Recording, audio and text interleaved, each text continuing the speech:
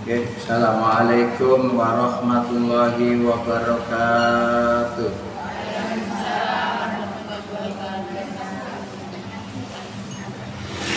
Alhamdulillahirabbil alamin. Wa bihi nasta'in ala umuri dunya waddin. Wassalatu wassalamu ala asrofil anbiya'i wal mursalin wa ala alihi wa sahbihi wa sallim ajma'in amma ba'du. Hadirin para ibu yang kami hormati, syukur alhamdulillah di sore hari ini kita bisa berkumpul bersama-sama untuk taklim yang mungkin diadakan setiap Jumat sekali. Mudah-mudahan kehadiran kita pada sore hari ini diterima sebagai amal soleh di sisi Allah SWT. Sesuai informasi bahwa kajian pada hari ini adalah tafsir Quran ayat 45 surat Al-Kahfi. Surat Al-Kahfi itu surat nomor 18 ayatnya 45 sampai 47. Jadi 45, 46 dan 47. Ini yang akan kita kaji pada hari ini. Tapi tadi kayaknya diawali dengan dibaca semua bersama-sama gitu. Saya tidak tahu bagaimana caranya biasanya. Oh, mantap. Bisa menimbulkan. Oke, Bon. Kita baca surat Al-Kahfi ayat 45 dulu. A'udzu billahi minasyaitonir rajim. Bismillahirrahmanirrahim.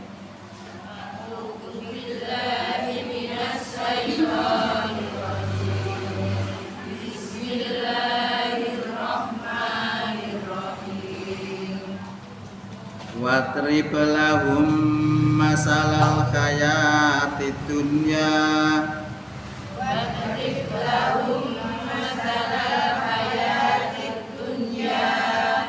kama in anzalnahu minas sama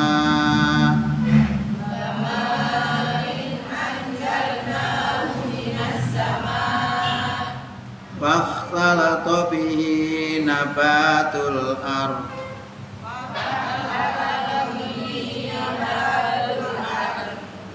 fa asbaha hasiman tadruhur riyah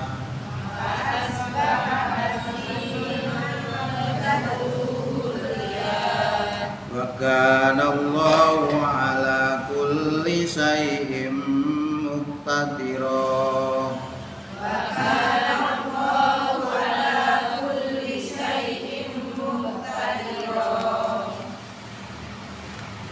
Itu ayat 45.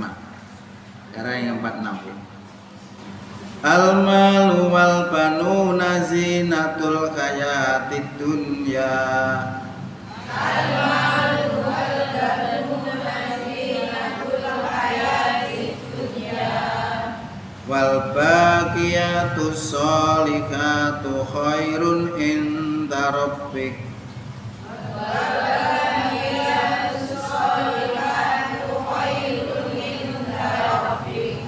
Sawaban wa khairun amala.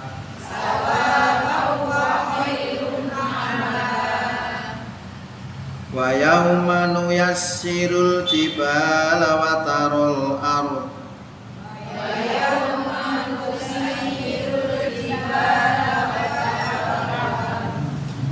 barizatan wa khasarnahum falam nughadir minhum ahada.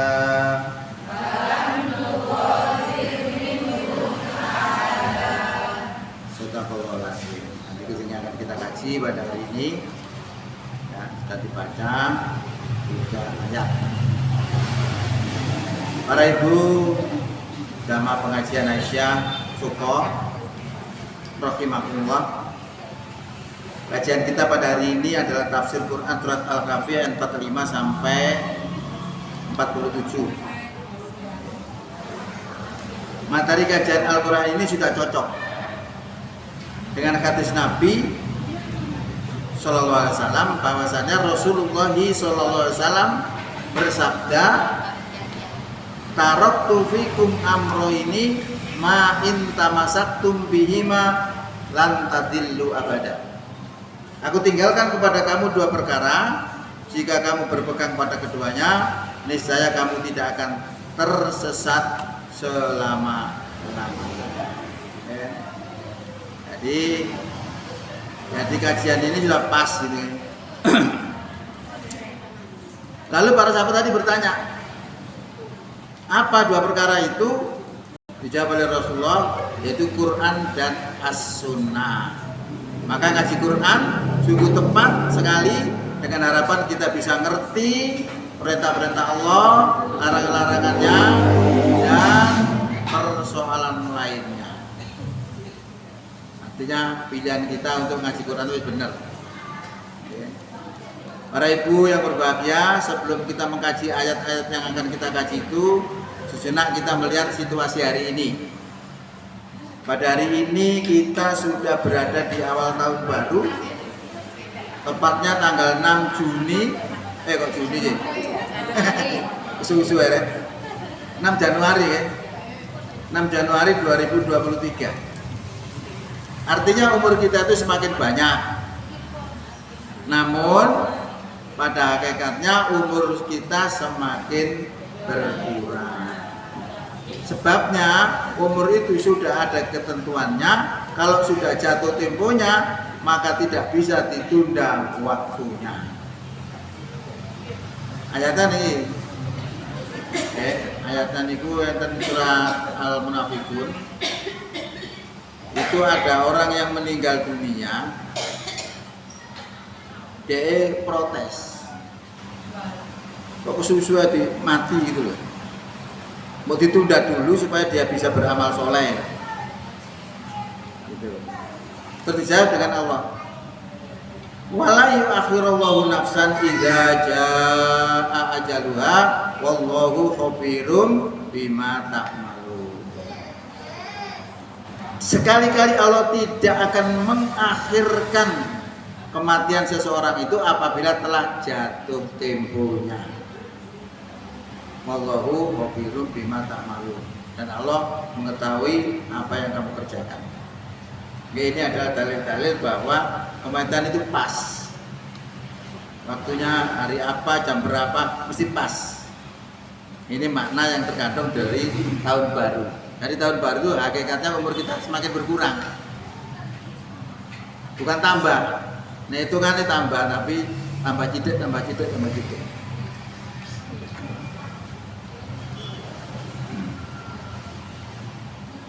Maka dalam mengisi kegiatan di tahun baru ini, sebaiknya kita adakan evaluasi diri untuk melihat sejauh mana amalan-amalan kita diterima Allah atau tidak. Bagaimana tauhid kita, bagaimana paham keagamaan kita, dan lain sebagainya, dan lain sebagainya. Tapi kalau kita evaluasi semua amalan ya memang banyak. Nah, kita cukupkan dengan durasi waktu yang tersedia, seadanya saja. Pertama, yang dipesankan itu adalah jangan syirik. Syirik itu bukan kok benci gitu, enggak. Kalau istilah Jawa syirik itu enggak benci gitu. Syirik itu adalah mensekutukan Allah, menduakan Allah. Ya, sudah bertuhan kepada Allah, masih bertuhan kepada yang lain. Nah, itu syirik. Karena perbuatan syirik itu tidak diampuni oleh Allah Subhanahu wa taala. Firman-Nya mengatakan yang ini, innallaha la yaghfiru ayyushraka bihi wa yaghfiru ma duna dzalika liman yasha. Allah tidak akan mengampuni dosa syirik, dan Dia mengampuni dosa selain syirik liman yasha, kepada siapa yang Allah kehendaki. Makanya kata Muhammadiyah itu dijaga kesyirikan. Jadi ciri-ciri Muhammadiyah itu tidak melakukan syirik. Ya, karena moto yang dibawa oleh Muhammadiyah itu memberantas TBC, penyakit TBC. Penyakit TBC itu artinya bukan penyakit paru-paru, tapi penyakit tahayul, bid'ah dan khurafat. Ini bongsonya bongso syirik. Karena lahirnya Muhammadiyah itu berada di Jogja. Di Jogja itu gembongnya akeh melakukan syirik. Nah, kesirikan-kesirikan ini jangan sampai terbawa mati. Artinya kalau melakukan kesirikan hendaknya berhenti lalu bertobat. Kalau tidak bertobat, insya Allah kalau Allah menghapus dosa itu hilang semua. Contohnya siapa? Umar bin Khattab. Umar bin Khattab itu gembongnya orang musyrik. Tapi karena dia bertobat, hilang dosanya. Bahkan Nabi mengatakan seandainya ada Nabi sesudahku, Umar inilah orang. Nah, jadi di situ contoh bahwa walaupun Allah mengatakan kemusyrikan tidak akan diampuni, itu maksudnya adalah sebelum bertobat. Kalau bertobat insya Allah akan diterima oleh Allah. Yang kedua, saya tambah tadi ya, masalah syirik. Lah masalah syirik niku nek perkara syirik sing jelas nyembah selain Allah niku gampang didelok. Tapi syirik sing liyane niku angel. Makanya sampai digambarkan oleh Rasulullah itu syirik itu bagaikan semut hitam berada di batu hitam pada malam yang kelam. Ini maksudnya angel. Syirik itu angel. Angel deloke maksudnya. Sebab enten tiang itu mboten sadar nyembah menungso. Nah, ini ceritanya kan. Ceritanya itu ada seorang bernama Adi. Ini memakai kalung salib dari perak. Lalu Rasulullah membacakan surat Taubat ayat 31. Ittakhadhu akbarahum wa rubbanahum arbabam min dunillah. Mereka menjadikan orang-orang alim mereka, rahib-rahib mereka, pendeta-pendeta mereka menjadi Tuhan selain Allah. Dan mereka juga menjadikan Isa putra Maryam sebagai Tuhan. Ini melakukan kesyirikan. Nah, setelah dibacakan itu Adi tadi muring-muring. Coro-coro bahasa mriki ngeten. Ya Rasulullah, saya tidak pernah sujud, tidak pernah rukuk kepada orang alim saya. Apa jawab Rasulullah? Rasulullah mengatakan, bukankah orang alim kamu itu menghalalkan apa yang telah Allah haramkan dan kamu mengikutinya? Bukankah orang alim kamu itu mengharamkan apa yang telah Allah halalkan dan kamu mengikutinya? Betul ya Rasulullah. Itulah penyembahan kepada orang alim. Dan ternyata yang seperti itu syirik. Anangel. Nah, mengikuti orang alim itu lihat orang alimnya. Orang alimnya suka apa namanya? Merubah-rubah hukum. Haram diwara halal, halal diwara haram. Tidak boleh diikuti. Kalau kita mengikuti termasuk syirik. Makanya dulu ada cerita Hamka ya. Hamka itu waktu itu menjadi ketua MUI pusat. Dia menetapkan bahwa mengucapkan Natal itu haram. Pemerintah gak setuju. Lalu Hamka disuruh mencabut fatwa itu untuk dikatakan bahwa mengucapkan Natal itu boleh. Nah, rupanya Hamka ini ngerti dengan apa yang kami sampaikan itu tadi. Maka dia berdiplomasi bahwa fatwa tetap berlaku. Yang dicabut adalah peredarannya saja. Jadi dia tidak mau mencabut karena dia mengatakan haram, tetap haram.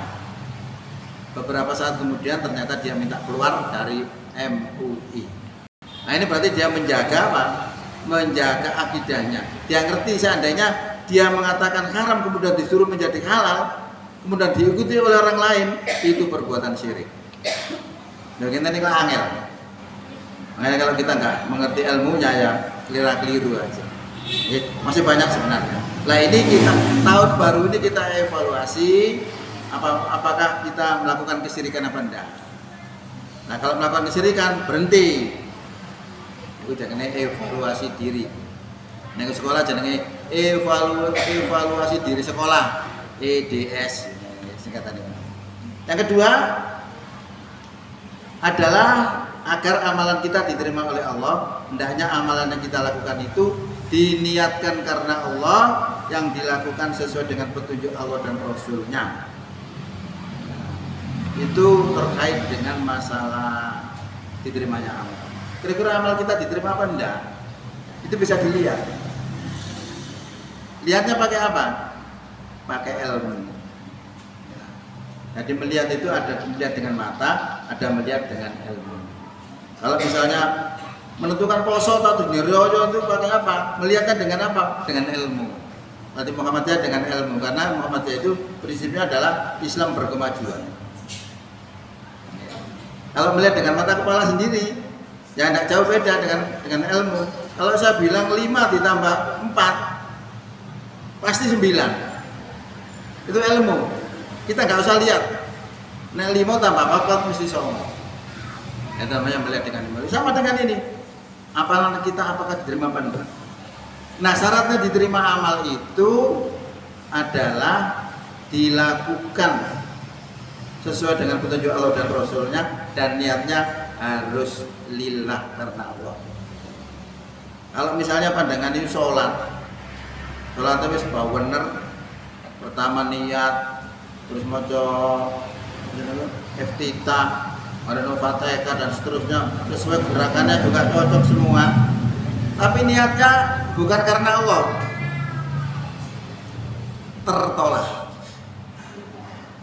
Makanya Allah katakan fawailul lil musallin, celakalah orang yang sholat. Kenapa? Karena lalai dan riya. Loh, hanya perkara niat tok. Ini makanya dalam sebuah hadis itu diterangkan ngeten. Diterangkan tentang orang yang mati syahid. Orang yang mati syahid itu ganjaran di swarga. Tanpa hisab, langsung swarga. Lah ada seorang yang meninggal dunia itu, yang mati di jalan perang di jalan Allah itu tadi, namanya Qotman. Dilulukan karena dia syahid. Ternyata apa kata Rasulullah? Dia masuk neraka. Wah, kaget ini. Orang sahabat itu kaget. Lu kok bisa? Padahal dalam Quran itu disebutkan nek wong mati di jalan Allah itu jangan dikira mati. Mereka itu hidup dan bahkan mendapatkan rezeki. Lalu kok Rasulullah mengatakan masuk neraka itu ya apa ceritanya?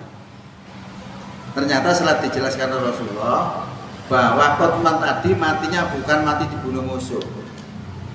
Dia mendapatkan luka yang banyak, kemudian sakitnya tidak terkirakan, dia tidak kuat, lalu ambil pedangnya ditancapkan ke dadanya, langsung meninggal dunia. Matinya bukan karena dibunuh musuh, tapi matinya karena bunuh diri. Makanya akhirnya apa? Masuk neraka. Ya. Jadi niat, ternyata niat ini memegang kunci. Makanya ibadah itu dua unsurnya. Niatnya harus dikerjakan dengan sesuai petunjuk Allah dan Rasul. Nah, selama ini kita bagaimana amalan kita? Kalau amalan kita seperti itu diterima. Kalau amalan kita selain itu supaya dilihat orang supaya macam-macam, berarti masih belum lillah. Nah itu kan bisa dilihat sebenarnya. Yang tahu itu diri kita sendiri. Kalau panjangan tanya mesti bejuk karo saya. Ya, tapi yang tahu panjenengan. Apakah saya melakukan amalan itu tadi lillah apa enggak? Nah itu panjenengan yang tahu. Lah kalau itu misalnya kemarin-kemarin itu kita lakukan tidak ikhlas, maka tahun ini ayo dirubah. Supaya amalan kita itu betul-betul diterima oleh Allah sebagai amal ibadah. Sebab kematian itu tadi sudah saya bilang, tidak tahu kita kapan mati kita, batasan kita tuh kapan juga nggak ngerti. Kadang-kadang orang bisa diambil muda, bisa diambil tua, bisa diambil bayi dan seterusnya. Nah, maka tahun 2003 ini mari kita evaluasi diri kita untuk kita perbaiki semua segala apa yang dianggap kurang. Cukup pengantarnya untuk tafsir kita dulu dengan mengacu pada situasi. Sekarang kita melihat Quran surat Al-Kahfi tadi ya. Ayat 45. Watrib. Watrib itu dari kata loroba. Loroba. Tadi ini fi'il mudhari'nya itu yatribu. Nek itrib itu berarti perintah. Buatlah ya. Atau berilah, terserah. Tapi kalau artinya itrib itu pukullah. Itu arti bahasa yang sesungguhnya. Maka diartikan buatlah lahum untuk mereka apa? Dibuatkan apa? Masalal hayatid dunia. Perumpamaan kehidupan dunia. Jadi disuruh membuatkan sebuah perumpamaan terkait dengan masalah kehidupan dunia. Apa perumpamaannya? Kamain. Kayak itu seperti, ya. Kayak itu seperti main itu air. Ya kok tadi main, kok gak maun, kok gak maan? Karena ada huruf K. K ini memiliki amal untuk menjadikan isim menjadi jer. Ya, maka ini tulisannya kamain, seperti air anzalnahu yang telah kami turunkannya. Maksudnya yang turunkannya air itu tadi minas samai dari langit. Kemudian fahtalatobihi maka menjadi subur dengan air hujan itu tadi apa? Nabatul ardu. Nabat itu tumbuh-tumbuhan bumi. Dengan air hujan itu suburlah tumbuh-tumbuhan bumi. Fa asbahu maka menjadilah hasyiman tadruhur riyah, maka menjadilah kering ya. Jadi kering kemudian diterbangkan oleh angin. Itu gambaran dunia. Jadi gambaran dunia itu banyu jatuh kemudian menyuburkan tanaman di sekitarnya, lalu tanaman itu kering, lalu dihempas oleh angin, hilang musnah. Wa kana Allahu ala kulli syai'in muqtadira, dan adalah Allah itu ala kulli syai'in terhadap segala sesuatu muqtadira maha kuasa. Ini kurang lebih kata terjemahnya.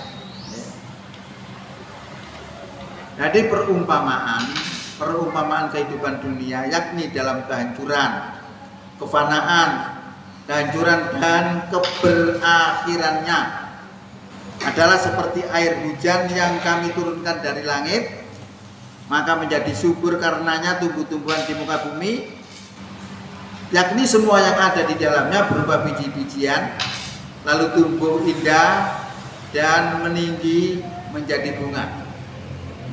Nah setelah itu semuanya menjadi kering yang diterbangkan angin, yakni diporak-porandakan, yakni diterbangkan ke kanan dan ke kiri. Itu gambaran dunia. Jadi misal, makanya kalau Indonesia itu ngarani misal. Nah Arab itu masalun. Itu misal. Wa kana Allahu ala kulli syai'in muqtadira, itu maksudnya, dan adalah Allah itu maha kuasa atas segala sesuatu. Maksudnya dia maha kuasa untuk menjadikan seperti itu tadi, yang menjadi kering kerontang lalu diterbangkan oleh angin dan sebagainya, itu Allah maha kuasa. Jadi seringkali Allah itu memberikan perumpamaan tentang kehidupan dunia dengan perumpamaan tersebut. Dalam hadis sahih disebutkan bahwa Rasulullah SAW bersabda, dunia ini adalah hijau dan manis. Firman Allah yang berikutnya itu al-malu wal banun, harta dan anak-anak itu adalah perhiasan kehidupan dunia. Menghadap kepadanya dan menyempatkan waktu luang untuk ibadah kepadanya adalah lebih baik bagi kalian daripada kesibukan kalian dengan semuanya itu dan sibuk mencari kekayaan untuk mereka serta belas kasihan yang berlebihan terhadap mereka. Oleh karena itu dia berfirman wal baqiyatus sholihah.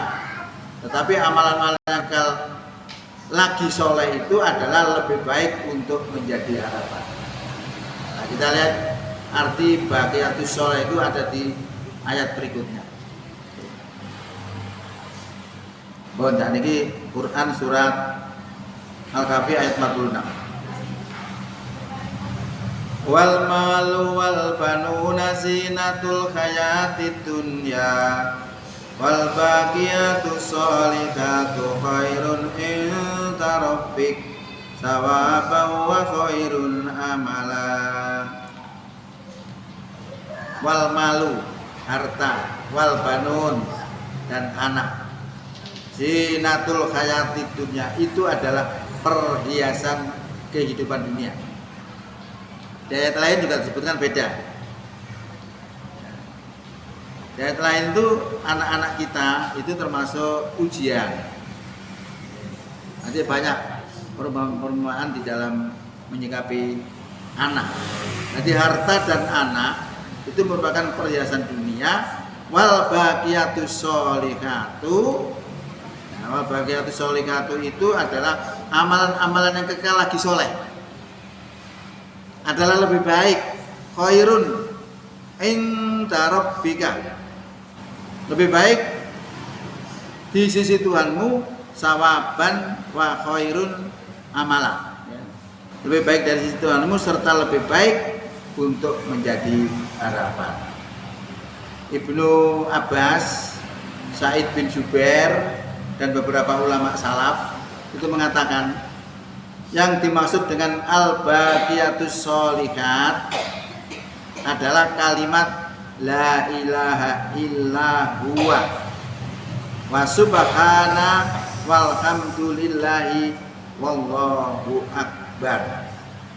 Itu yang dimaksud kalimat al-baqiyatus sholihah yang ada dalam Quran surat Al-Kahfi ayat 46. Ini pendapatnya Ibnu Abbas, Sa'id bin Jubair dan beberapa ulama salaf.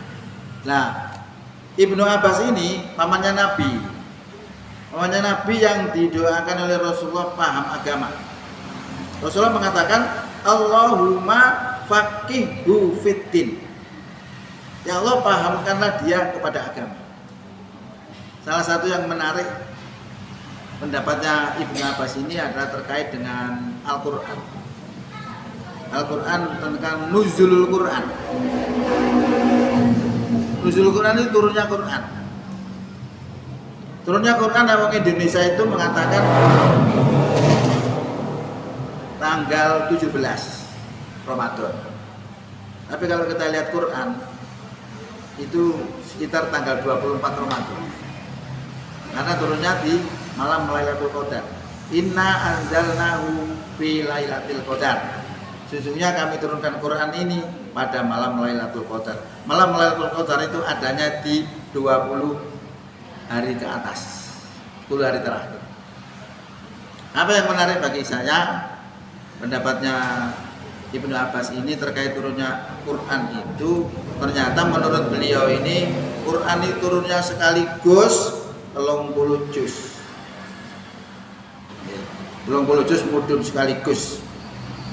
Berada di minas sama'id dunya. Nah, dari minas sama'id dunya itu lalu diturunkan kepada Rasulullah. Dari mana? Pertama apa yang diturunkan? Ternyata bukan Fatihah. Padahal yang turun kita kan, yang kita pegang itu kan dari Al-Fatihah. Tapi turunnya Quran tidak dari Al-Fatihah. Dari apa?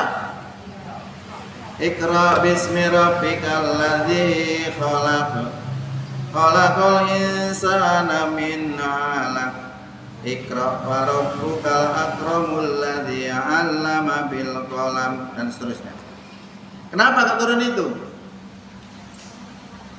Karena saat itu orang Quraisy sedang beranggapan bahwa Tuhan itu tiga, Lata, Uzza, dan Manata. Turun ayat untuk mengkonter. Bacalah Muhammad bahwa Tuhan itu Maha Pemurah. Tuhan itu menciptakan manusia dari segumpal darah. Tuhan itu Maha Pemurah. Jadi mengkonter Tuhan itu ini loh, bukan Lata, Uzza, dan Manata. Nah, itu termasuk rahasia kemenangan Islam. Kemenangan Islam itu termasuk di situ juga. Kenapa? Karena sekarang ini kalau panjenengan misalnya, panjenengan saya kasih masukan sedikit terkait menanggapi orang yang dianggap radikal. Orang yang dianggap radikal khususnya ngebom, bila ada ngebom ya, di Bandung ya. Kurung tambatan, kira nggak? Itu di TKP itu tempat kejadian perkara. Itu ada tulisan ayat 29 surat At-Taubah. Artinya dia melaksanakan itu. Nah, disinilah makanya akan kita kupas sedikit. Kenapa selalu muncul seperti itu? Padahal sudah ditangani luar biasa. Nah, ternyata menurut penyelidikan seorang jenderal polisi bernama Anton Taba itu mengatakan bahwa mereka itu melaksanakan ayat-ayat yang keras dan radikal. Berarti itu adalah sebuah kepahaman agama. Nah, selama ini orang yang melakukan itu dianggap bukan agama, dianggap sesat dan sebagainya. Sehingga penanganannya dia harus dengan kekerasan. Nah, setelah dilakukan dengan kekerasan, ternyata itu masih muncul terus. Bom-bom itu masih muncul terus. Kenapa? Karena akarnya belum hilang. Jadi ibarat anak pohon pisang ya. Anak pohon pisang itu muncul, terus kita agak senang. Oh, ini soalnya kita teroris. Kemudian kita babat, hilang. 1 minggu kemudian muncul lagi. Metu mana anaknya kita? Kenapa kok muncul lagi? Karena akarnya masih ada. Nah, sama dengan orang itu melakukan teroris itu tadi, karena dia merasa itu melakukan amal soleh, pemahaman keagamannya seperti itu. Nah, kalau kita bisa ingin menghentikan itu, maka harus bisa mengalahkan paham keagamaannya. Selama kita tidak bisa mengalahkan paham keagamaannya, jangan harap bisa berhenti. Terus akan ada, terus akan ada, terus akan ada. Nah, sehingga mereka memahami ayat-ayat yang radikal tadi sebagai tujuan. Kalau paham kita seharusnya ayat-ayat yang keras radikal itu tadi adalah sebagai alternatif untuk mengatasi situasi. Jadi bukan tujuan. Kalau menjadikan tujuan, maka dia akan menciptakan perang sehingga termasuk pengeboman itu tadi. Jadi paham keagamaan, permasalahannya di situ. Ya sebenarnya kalau kita sampaikan ya lama sih, tapi kalau ingin lihat di YouTube saya itu banyak terkait dengan kepahaman tentang masalah kenapa bom bunuh diri itu selalu ada. Itu karena paham keagamaannya belum ada yang mengalahkan. Kalau kepingin berhenti harus bisa mengalahkan paham keagamaannya. Nah seperti itu. Kita kembali aja pada masalah yang semula tadi, bahwa al-baqiyatus sholihatu itu adalah kalimat la ilaha illallah wa subhana walhamdulillahi wallahu akbar. Demikian juga Amirul Mukminin Utsman bin Affan ditanya tentang al-baqiyatus sholihatu adalah kalimat la ilaha illallah subhana walhamdulillah wallahu akbar la haula wala quwata illa billah. Ini ternyata kalimat penafsiran al-baqiyatus sholihatu sing koyo ngoten iki. Tadi para sahabat semua menafsirkan seperti itu. Sekarang kita lihat Ibnu Jarir. Ibnu Jarir meriwayatkan dari Abu Hurairah, Rasulullah bersabda, Maha suci Allah dan segala puji bagi Allah. Tiada ilah yang berhak diibadahi selain Allah. Dan Allah Maha Besar adalah Baqiyatus Sholihah. Nah, ternyata penafsiran Al-Baqiyatus Sholihah itu panjang sekali ya. Itu pendapatnya para sahabat. Ibnu Jarir juga menceritakan, diberitahukan kepada Abu Sa'id bahwa Rasulullah bersabda, perbanyaklah kalian membaca Al-Baqiyatus Sholihat. Apa Al-Baqiyatus Sholihat itu? Ya tadi itu yang banyak dijelaskan di atas tadi itu.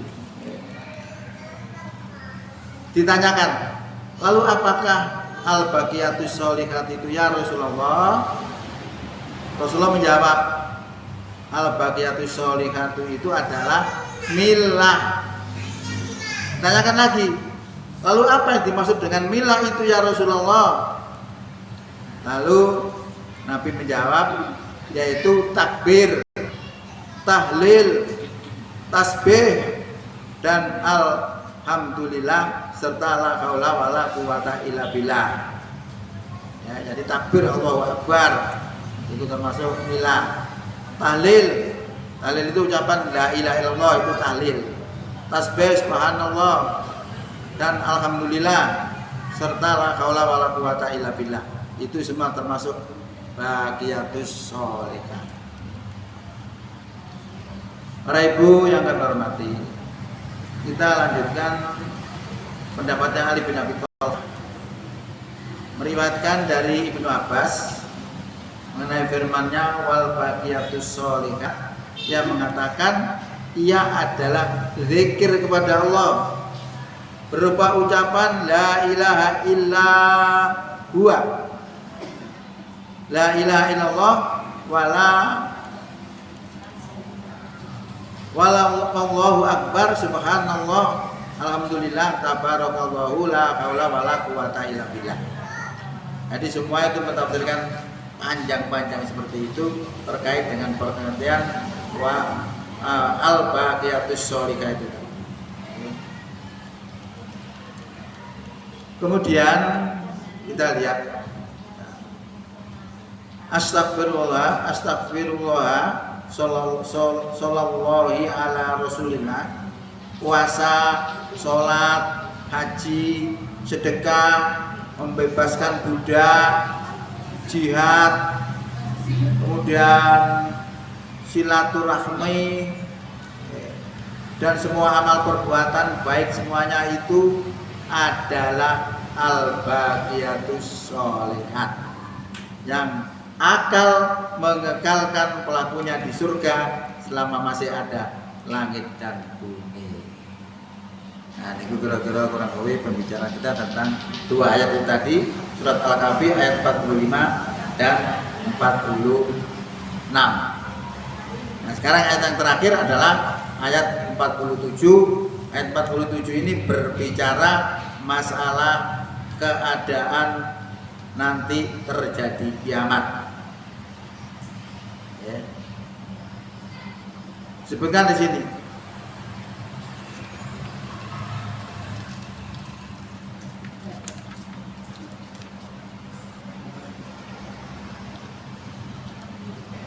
Wa yauma nusayyirul jibal.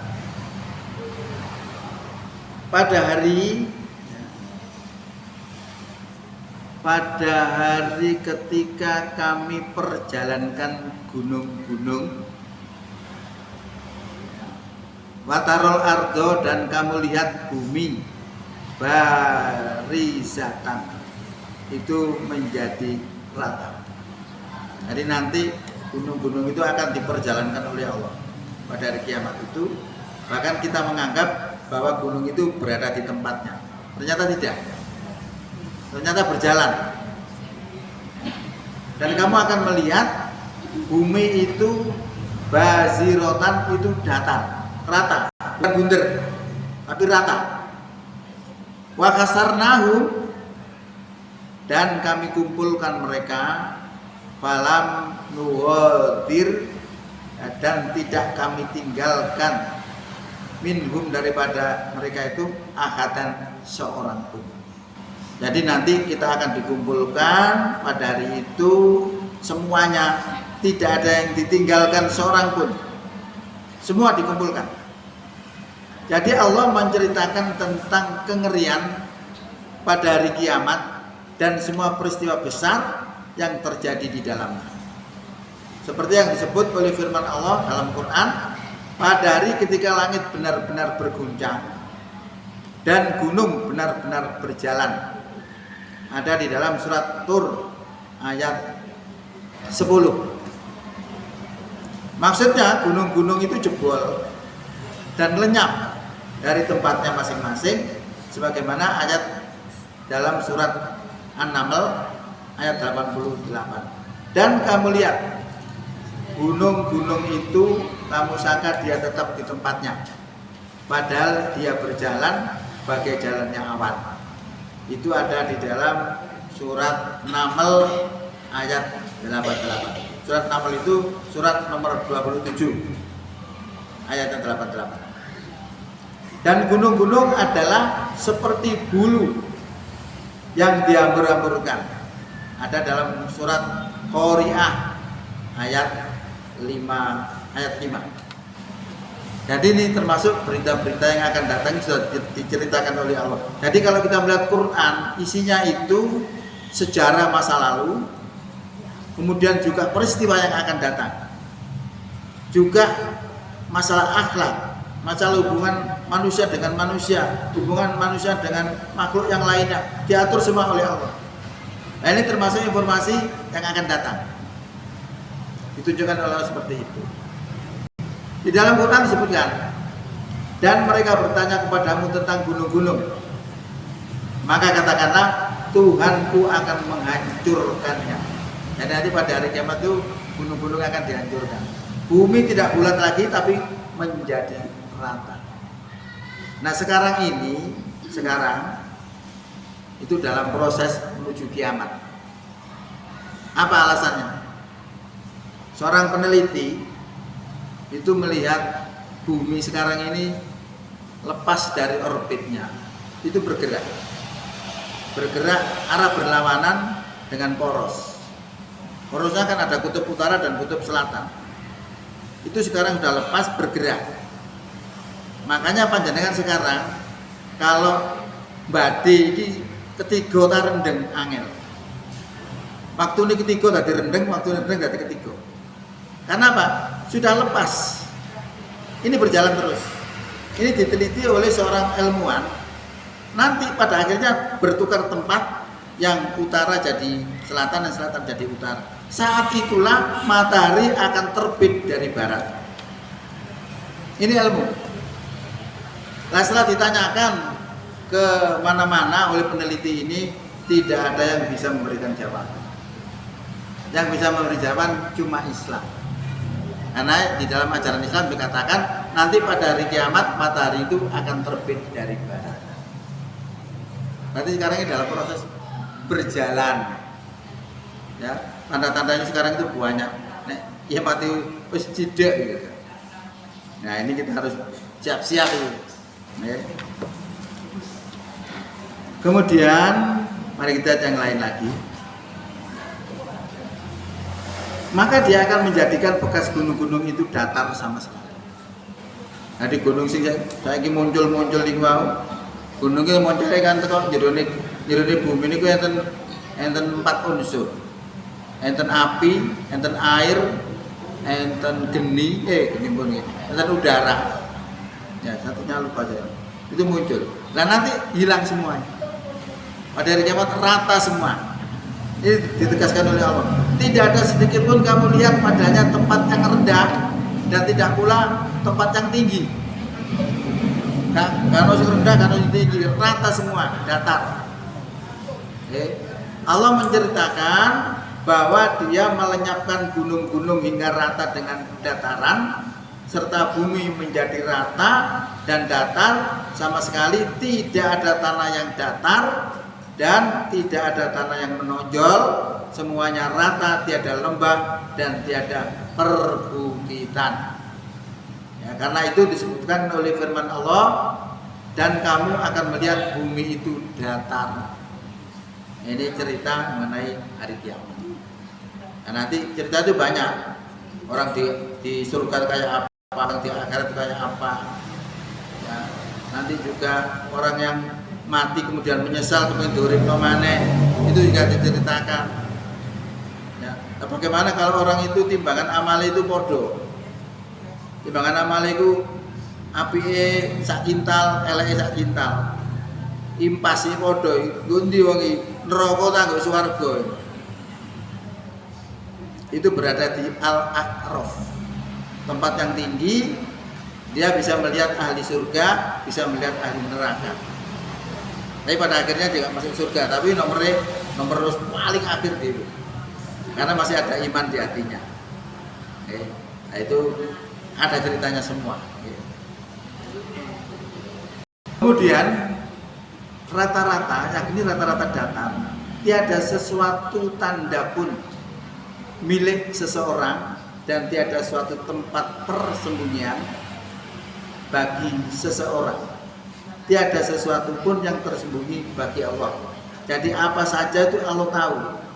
Tidak ada yang tersembunyi.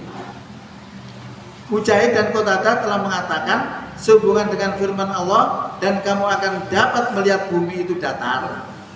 Maksudnya tiada bebatuan dan tiada liang-liang padanya.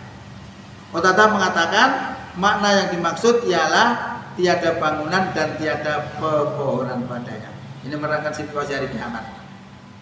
Masih banyak sebenarnya. Di surat Al-Qari'ah itu menerangkan tentang kiamat. Ya, nanti kalau sudah tidak stabil, bumi itu di porosnya sudah tidak berada di poros, ini akhirnya lepas dari orbit, akhirnya tatap-tatapan planet-planet, akhirnya hancur. Logikanya begitu. Tabrakan planet pada planet, tabrakan, terjadi kiamat besar, kiamat kubro. Kemudian dalam firman Allah juga disebutkan, dan kami kumpulkan seluruh manusia dan tidak kami tinggalkan seorang pun dari mereka, yakni kami himpun semua dari yang terdahulu hingga yang kemudian. Tiada seorang pun dari mereka yang kami tinggalkan, baik yang kecil maupun yang besar, seperti yang disebutkan oleh Allah dalam firman-Nya Quran surat Waqiah ayat 49-50. Katakanlah, wahai Muhammad, sesungguhnya orang-orang yang terdahulu dan orang-orang yang kemudian benar-benar akan dikumpulkan di waktu tertentu pada hari yang dikenal. Hari kiamat itu adalah suatu hari yang semua manusia dikumpulkan untuk menghadapinya, dan hari itu adalah suatu hari yang disaksikan oleh segala malaikat. Ada dalam Quran surat Hud. Nah, ini cerita-ceritanya tentang cerita hari kiamat untuk memantapkan. Jadi makanya agama itu basyirau wa nadhirau. Memberi kabar gembira juga memberi peringatan.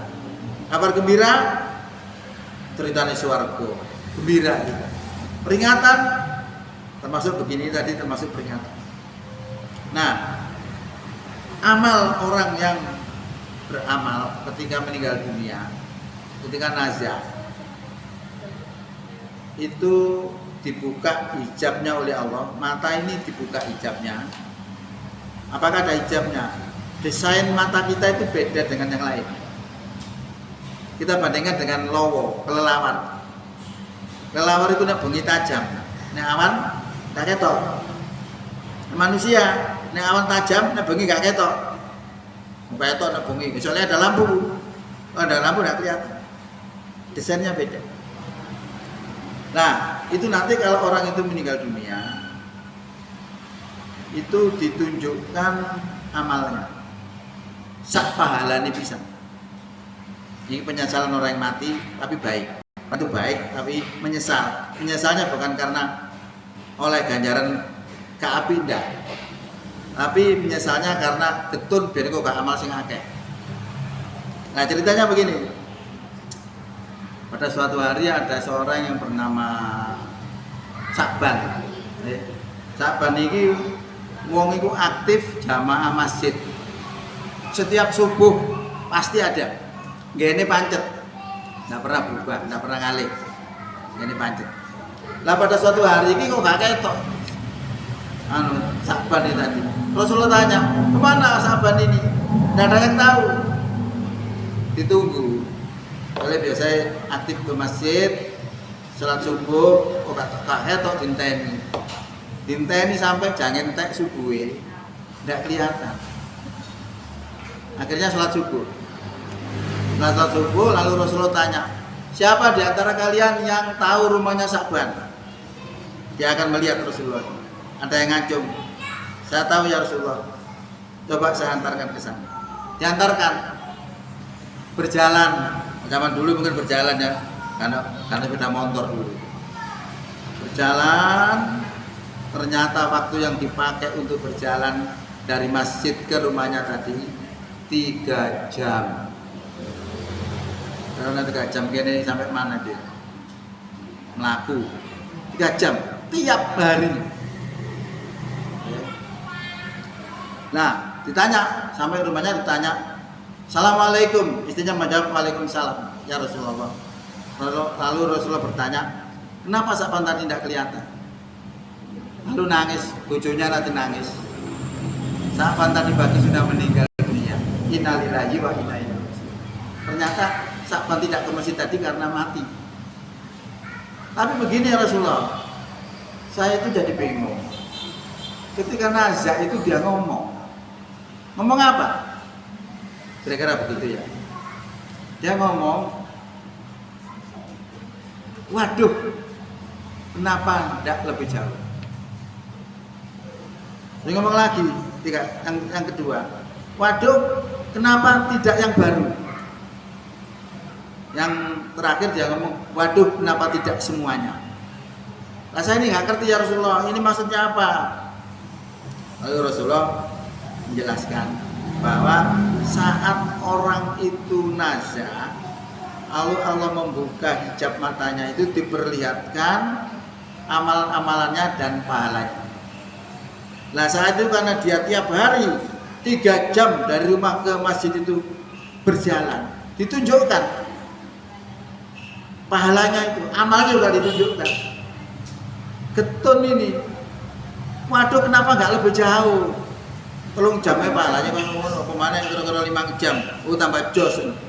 Ketun, nah penyesalannya di situ. Nah ini maknanya kenapa waktu nazar itu kok ngomong gitu. Nah istrinya nggak ngerti. Kita lihat Rasulullah seperti yang kedua. Ketika Sakban itu pergi ke masjid, setelah buka rumahnya gitu, hawanya dingin. Hawanya dingin ini masuk lagi dia. Nah setelah masuk lagi dia rangkepan. Tapi rangkepan ini soto elek. Tujuannya nanti kalau sampai di masjid, rangkepan ini dilepas, dia tetap pakai pakaian yang bagus. Dalam perjalanannya dari rumah ke masjid, yang begitu dingin itu tiba-tiba dia ketemu orang yang hampir mati. Kenapa kok hampir mati? Karena kedinginan. Nah karena kedinginan itu maka rangkepannya tadi dilepas, dikempulkan kepada orang itu tadi. Itu diterekam menjelang kematiannya itu, pahalanya ditunjukkan. Nah setelah dibawa ke masjid diajak jamaah juga. Nah itu ditunjukkan, pahalanya juga ditunjukkan. Getun dia. Kenapa ndak yang baru? Nah, tadi kan ngomong gitu. Kenapa ndak yang baru? Lah wong sing elek pahalane koyo ngono lho. Kenapa lagi yang baru? Nah, menyesal dia. Yang terakhir itu karena dia itu orang baik ya memangnya. Dia itu kalau pagi nek sarapan itu mesti roti dicelupkan susu. Ya, saya juga senang. Biasanya susunya panas dicelupno enak, sangat kebu disedot terus enak. Yang dimplok ngenten ya. Wong ngemis teko. Ngomong, "Wahai Sakban, saya ini sudah 3 hari tidak makan. Saya mohon untuk diberi rotinya itu." Dasar orang baik, diberi separuh. Itu ditunjukkan oleh Allah amalan itu dan ditunjukkan pahalanya. Getun dia. Waduh, kenapa ndak semuanya? Kok main separuh itu loh. Nah, ini adalah terkait dengan penyesalan-penyesalan orang yang meninggal dunia itu ditampakkan oleh Allah amal-amalannya, kemudian ditunjukkan pahalanya. Maka di tahun 2023 ini harapan kita, mari kita perbaiki semua amalan kita. Ya, siapa tahu kita diambil oleh Allah sewaktu-waktu kita sudah siap. Ya, dengan amal-amal yang baik. Ya, jadi kalau kita betul-betul diambil oleh Allah, kita nggak ketun. Nah, ini makanya evaluasi di tahun 2023 ini penting, terutama masalah-masalah amal kita diterima oleh Allah atau tidak, ada ilmunya, tauhid kita bagaimana, paham keagamaan kita bagaimana, dan yang lain-lainnya bagaimana. Ya, itu harapan yang bisa kita berikan kepada panjenengan semua. Mudah-mudahan apa yang kami sampaikan terkait dengan tafsir Quran surat Al-Kahfi ayat 45-47 ini akan bermanfaat untuk kita jadikan renungan untuk meningkatkan amal ibadah kita. Mudah-mudahan bermanfaat. Bila taufik wal hidayah. Wassalamualaikum warahmatullahi wabarakatuh.